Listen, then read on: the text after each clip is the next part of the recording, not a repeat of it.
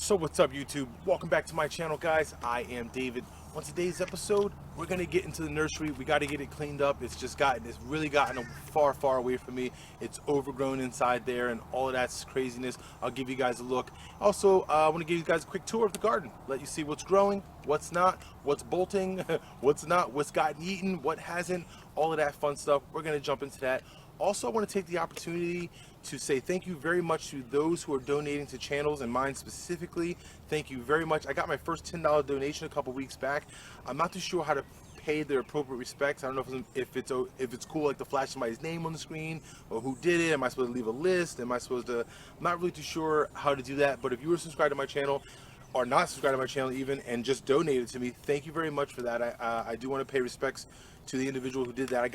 I couldn't believe it. I didn't think actually donating would work, but the answer is always no if you don't ask. So I do put my donation links in on the channel, on my page, all of that fun stuff, just in case there's somebody out there who's watching my videos and says, you know what, I'll help support this guy, throw him a few bucks to continue his projects and help me out. All donations do go to the projects around the property and stuff for the channel. I bought a camera based on the fact that I got the donations. I bought myself a shiny new camera. I mean, the donations didn't cover the entire expense of the camera, but that's fine by me. Shannon and I both agreed that if we started getting donations, that I would go ahead and purchase a new camera, so I have a standalone camera for YouTube. I don't have to use my cell phone anymore to take the video footages. So now I can do way better, well, not way better, but hopefully the videos start getting better quality and then more footage, because now the camera can just play as I just go. I can just record, I can set it here, set it there. I'm not getting up 1,000 times to move it and this and that and third and answering the phone calls and la la la. So it's way better. I'm super happy about it.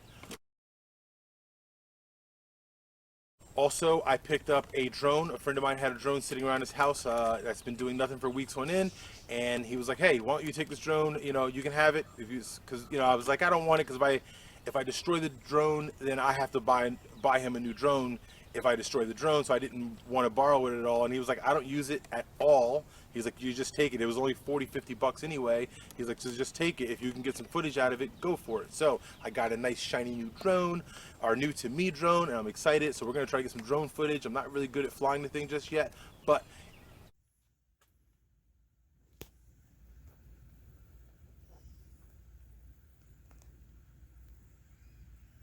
it's good enough that I can start getting some drone footage in and just, you know, start progressing with that. So new camera, new drone, I'm excited. Let's just go ahead and jump into this video now. Let's give you guys, let's start off with I'll show you guys what the nursery looks like. It's just out of control. We'll take a look at that, and then I'll take a look at the garden with you guys and let you guys see what's growing, what's gotten eaten, and all that fun stuff. Let's go. All right, so here we are. We're gonna start right in with the nursery and just look at this thing. It's just, yeah. When I say it got away from me, yes, it got very far away from me, but not that big of a deal. We're gonna grab the weed whacker. We're gonna get in here. We're gonna go ahead and I think I'm gonna put some black fabric down here, I think is what I'm gonna do. We'll see. I haven't really decided, but the most important thing right now is literally just to get it cleaned up.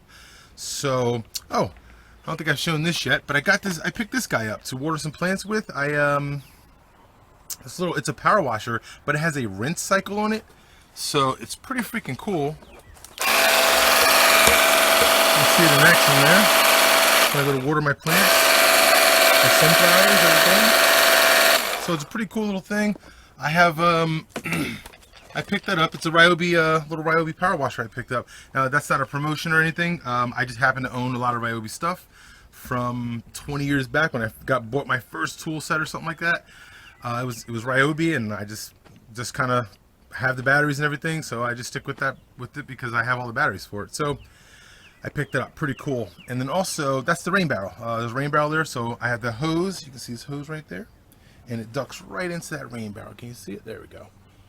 And so, and let's see, where do we start? Oh, man. All right, the Gloria Rose is looking really good. I don't know why it's growing this direction, but ours leaning over so bad, but not a big deal. But it looks so pretty and it's so nice. These are some sunflowers. These are black oil sunflowers that need to get into the ground. Tomato, you can see the tomato right there is looking pretty good. Just a bunch of stuff. Check this out. I've never let broccoli. I never let lettuce. This is very specifically, this is iceberg lettuce that you see. It looks like a Christmas tree.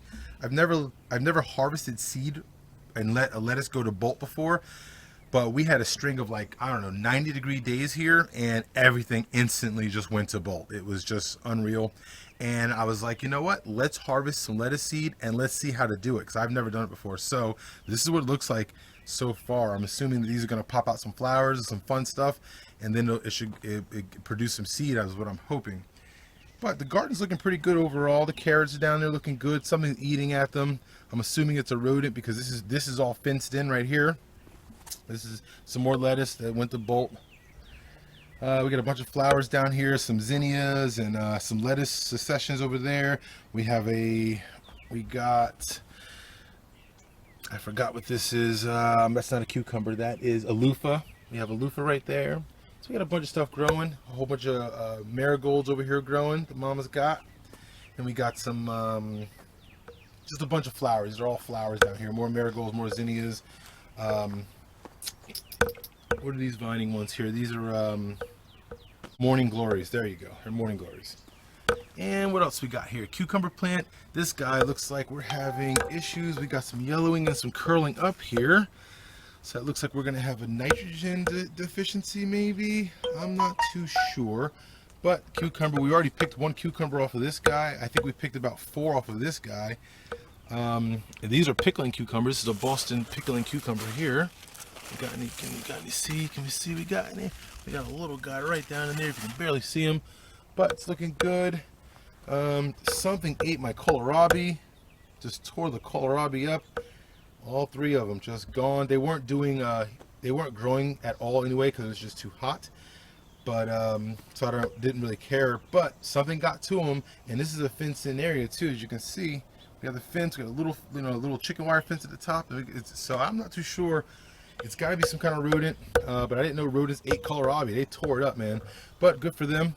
Moving along, we got a tomato plant there, looking good. This is going to be the tomatillo. Check this guy out. And if you've never seen a tomatillo, this is what it looks like. As they start to get bigger and bigger, this thing's out of control. This is some carrots that we planted. They're looking really good. You can see the bulb on this thing.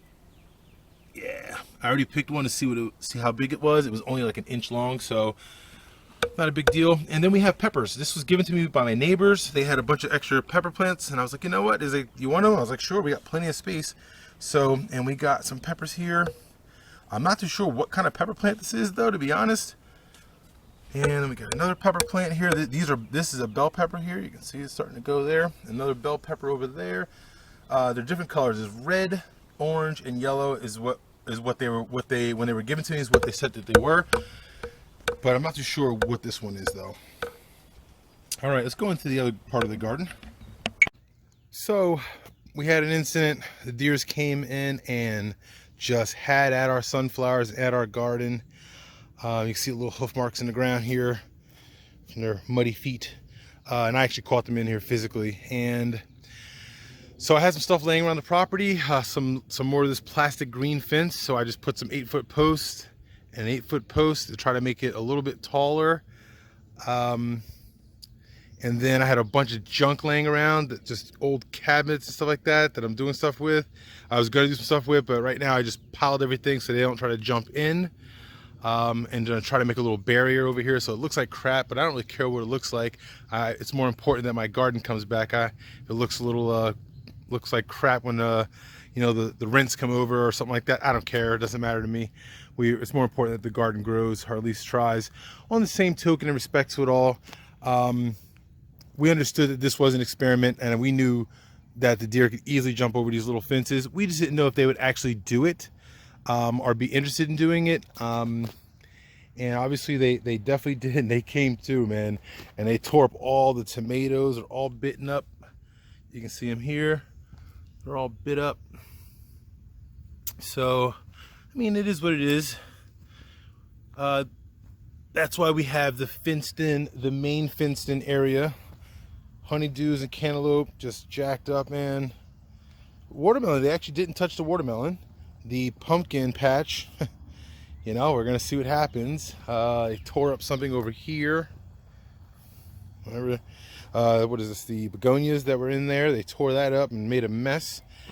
And so I moved our raised bed planters that were over that direction. I took the tractor and I just moved them to here and put a 2x4 on that end. And I put an 8-foot post right there. And I used that fence right there just to try to, put up another barrier so they can't jump in this way now either. And, it is what it is. And this is the black oil sunflower seeds. They bit all the heads off of those. But this is also the reason why we have this main fenced in area. And this out here was all an experiment.